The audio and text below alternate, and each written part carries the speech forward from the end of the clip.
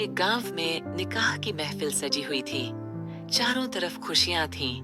लड़की के घर वाले खुशी से तैयारी कर रहे थे, लेकिन ऐन निकाह के वक्त लड़के वालों ने दहेज की शर्त रख दी। ये सुनकर पूरे हाल में सन्नाटा छा गया। सबकी नजरें मौलाना साहब पर टिक गईं।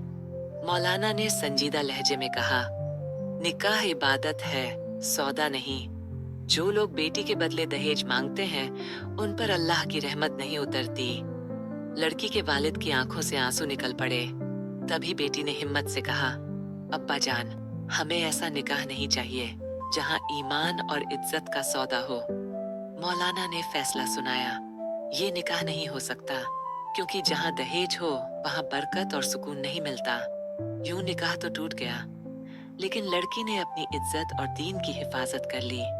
गांव के लोग इस बहादुरी को देखकर हैरान रह गए और सबक लेने लगे। दहेज एक लानत है। जहां दहेज का सौदा हो, वहां निकाह में न रहमत होती है, न सुकून।